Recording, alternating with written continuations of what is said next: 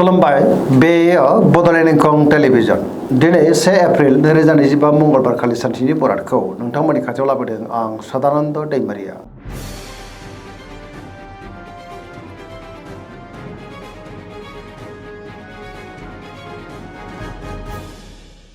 सिगां फरायनो लादों मेष राशि गिबि हांखो अ ल दिनैनि साना जोबोर मोजां जेरावबो जाफुंसारगोन। गुबुननि थाखाय दिनै गोबां मोजां खामानि मावनानै होनोबो हागोन। सुथुरखौ गोरलैयैनो फेजेननोबो हागोन। बयनिबो गोसोखौ दिनै गोरलैयैनो जै खालामनो हागोन। गोसोनि साननायफोरा दिनै मोगथाङाव जाफुंनोबो हागौ। मावनो लानाय खामानिफोरा गोरलैयैनो मावफुंजानो हागौ। बहाबा हान्थियोब्ला दिनै जोबोर मोजां आरो मोजाङैनो हान्थिनोबो हागोन। सोरबा लोगोनिफ्राय मोजां खौरां फैनोबो हागौ। रांखावरियाव मोजां होनजायो। बेफार फालांगियावबो दिनै जोबोर मोजां मुलाम्फा मोननो हागोन आरो गोबां धोन आरजिनोबो हागोन। बिमा बिफानिफ्राय अननाय बोरखौ मोननो हागौ। सोरबा लोगोनिफ्राय हेफाजाब मोननो हागौ। गोसोनि साननायफ्रा दिनै मोगथाङाव जाफुंगोन। समाजाव बयजोंबो मान होजागोन। लाइमोनफ्रा गावबा गावनि गोसोनि साननायफोरखौ दिनै फोरमायलायनोबो हागोन। पजिटिभ एनार्जिनि गोहोम गोग्लैगोन। फरायसाफ्रा दिनै फरायनायाव गोसो दुंखांगोन आरो मोजां फिथाइ मोननोबो हागोन।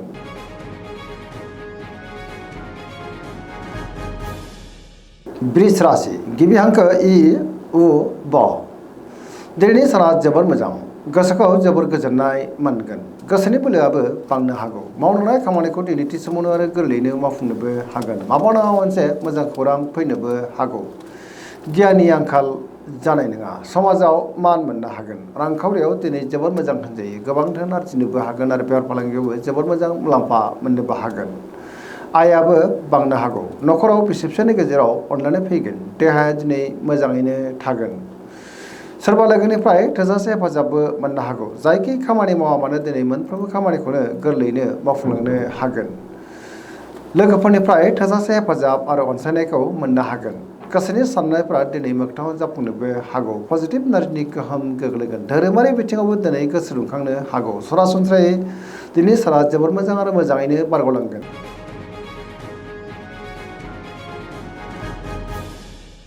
मिथुन राशि गिबि हांखो क स दिनैनि साना जोबोर मोजां। गोसोखौ जोबोर गोजोननाय मोनगोन। मोनफ्रोमबो खामानिखौनो दिनै गोरलैयैनो मावफुंलांनो हागोन। गोसोनि साननायफ्रा मोगथाङाव जाफुंनोबो हागौ। गोसोनि बोलोआ बांगोन। गावनि गोसोनि साननायफोरखौ दिनै लाइमोनफ्रा फोरमायलायनोबो हागोन। देहाया दिनै मोजाङैनो थागोन। रांखावरियाव मोजां बेफार फालांगियावबो मोजां होनजायो। समाजाव मान मोननो हागोन। पजिटिभ एनार्जिनि गोहोम गोग्लैगोन। सोरबा लोगोनिफ्राय दिनै थोजासे हेफाजाबबो मोननो हागौ। सोरजोंबा बाख्नाय जानोबो हागौ। देहाया दिनै मोजाङैनो थागोन। मोनफ्रोमबो खामानियावनो दिनै जाफुंसारनो हागौ। सरासनस्रायै दिनै साना जोबोर मोजां आरो मोजाङैनो बारग'लांगोन।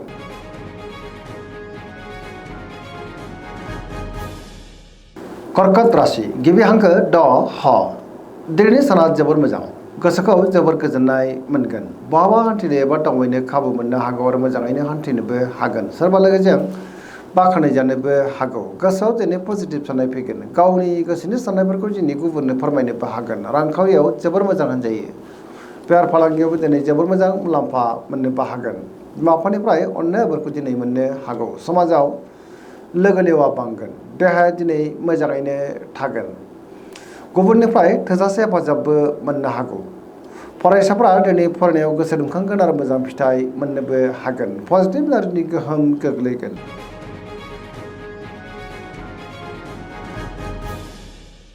सिंह राशि गिबि हांखो म ट दिनैनि साना मोजां आरो गाज्रि गेजेरजोंनो बाबेनलांनो हागौ। गोसोआव गोनो गोथो साननायबो फैनो हागौ। गावनि गोसोनि साननायफोरखौ दिनै गुबुननो फोरमायनो गोब्राब जागोन। माबा नङा मोनसे जेंनाजों मोगा मोगि जानांनोबो हागौ।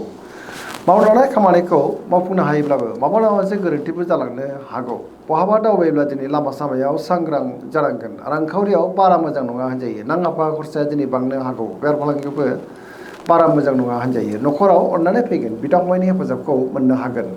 अब्लाबो नाथाय गुबुननि गोसोखौ बोनो गोब्राब जागोन। देहाया बारा मोजां थानाय नङा। गोबां रोखोमनि देहायारि जेंनाजों मोगा मोगि जालांनोबो हागौ। जानाय लोंनायाव दिनै सांग्रां जानांगोन आरो नेगेटिभ एनार्जिनि गोहोम गोग्लैनोबो हागौ।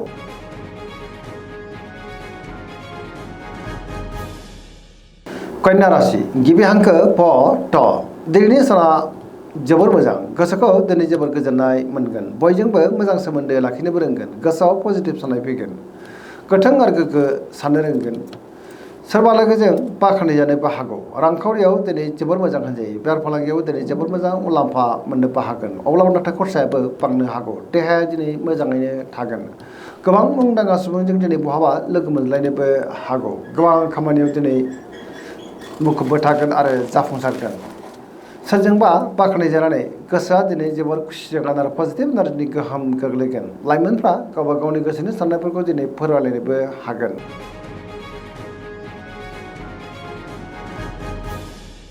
तुला राशि गिबि हांखो र ट दिनैनि साना मोजां आरो गाज्रिनि गेजेरजोंनो बाबेनलांनो हागौ गोसोआव गोनो गोथो साननायबो फैनो हागौ गावनि गोसोनि साननायफोरखौ दिनै गुबुननो फोरमायनो गोब्राब जागोन माबा नङा मोनसे जेंनाजों मोगा मोगि जानांनोबो हागौ गोसोनि साननायफ्रा मोगथाङाव जाफुङाबो जानो हागौ मावलांनाय खामानियाव माबा नङा मोनसे हेंथा फैनो हागौ देहाया दिनै मोजाङैनो थागोन अब्लाबो नाथाय जानाय लोंनायाव सांग्रां जानांगोन रांखावरियाव बारा मोजां नङा होनजायो नाङा फाङा दिनै खरसायाबो बांनो हागौ बेफार फालांगियावबो बारा मोजां नङा होनजायो गुबुननि थाखाय दिनै नाङा फाङा जेंनायाव गोग्लैनांनोबो हागौ गोदान खामानियाव आखाइ होजेननो हानाय नङा सेंग्रा सिख्लाफोरनि गोसोआ दिनै जोबोर आला खाला जागोन गावबा गावनि गोसोनि साननायफोरखौ दिनै फोरमायलायनोबो गोब्राब जानोबो हागौ आरो नेगेटिभ एनार्जिनि गोहोम गोग्लैनोबो हागौ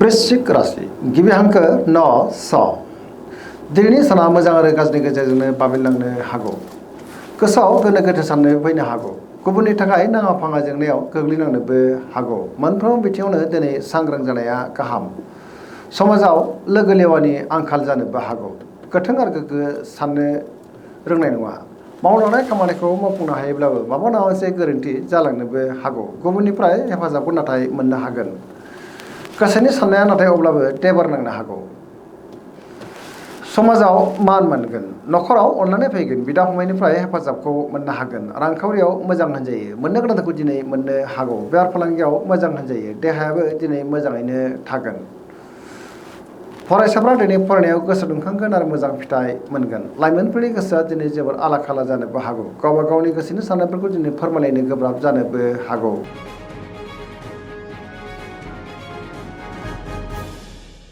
धनु राशि गिबि हांखो ढ फ भ दिनैनि साना जोबोर मोजां गोबां मोजां मोजां खाबुबो दिनै मोननो हागौ गोसोआव गोथों आरो गोग्गो साननाय फैगोन सुथुरखौ गोरलैयैनो फेजेननोबो हागोन मावलांनाय खामानिखौ थि समावनो आरो गोरलैयैनो मावफुंनो हानानै गोसोआव दिनै जोबोर गोजोननाय फैनोबो हागौ माबा नङा मोनसे मोजां खौरांबो फैनो हागौ गोसोनि साननायफोरा मोगथाङाव जाफुंगोन रांखावरियाव मोजां होनजायो बेफार फालांगियावबो दिनै जोबोर मोजां मुलाम्फा मोनगोन बहाबा हान्थिब्ला दिनै जोबोर मोजां आरो मोजाङैनो हान्थिनोबो हागोन देहाया मोजाङैनो थागोन मोनफ्रोमबो खामानिखौनो दिनै मोजाङैनो मावफुंलांनो हागोन सिगांनि बबेबा आद्रा खामानियाबो मावफुंजानो हागौ पजिटिभ एनार्जिनि गोहोम गोग्लैगोन सरासनस्रायै दिनै साना जोबोर मोजां आरो मोजाङैनो बारग'लांगोन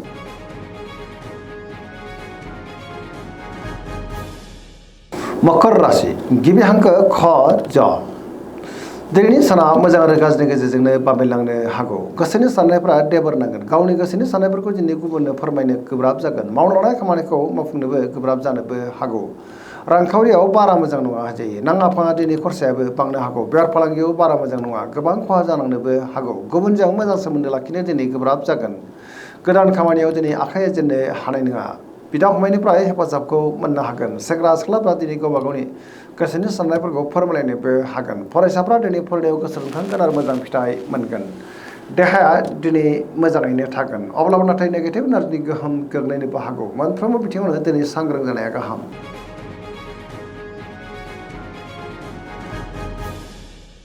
कुम्भ राशि गिबि हांखो ग स दिनैनि साना मोजां आरो गाज्रिनि गेजेरजोंनो बाबेनलांनो हागौ गोसोआव गोनो गोथो साननायबो फैनो हागौ गावनि गोसोनि साननायफोरखौ दिनै गुबुननो फोरमायनो गोब्राब जागोन माबा नङा मोनसे जेंनाजों मोगा मोगि जानांनानै गोसोआव मानिबा उनदाहाबो फैनो हागौ समाजाव मानहानि जालांनोबो हागौ मोनफ्रोमबो बिथिङावनो दिनै सांग्रां जानाया गाहाम गोबां मुंदांखा सुबुंजों दिनै बहाबा लोगो मोनलायनोबो हागौ रांखावरियाव मोजां होनजायो बेफार फालांगियावबो मोजां होनजायो देहाया नाथाय बारा मोजां थानाय नङा गोबां रोखोमनि देहायारि जेंनाजों मोगा मोगि जालांनोबो हागौ मोनफ्रोमबो बिथिङावनो दिनै सांग्रां जानाया गाहाम बिमा बिफानिफ्राय अननायफोरखौ मोननो हागोन फरायसाफ्रा दिनै फरायनायाव गोसो दुंखांगोन आरो मोजां फिथाइ मोनगोन अब्लाबो नाथाय नेगेटिभ एनार्जि गोहोमबो गोग्लैनो हागौ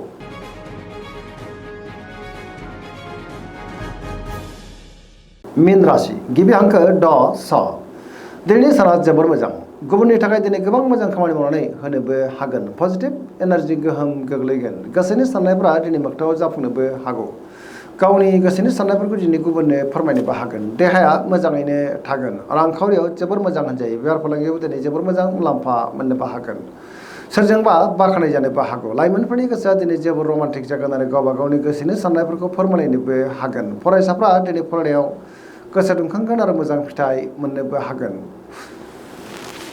सरासनस्रायै दिनै साना जोबोर मोजां आरो मोजाङैनो बारग'लांगोन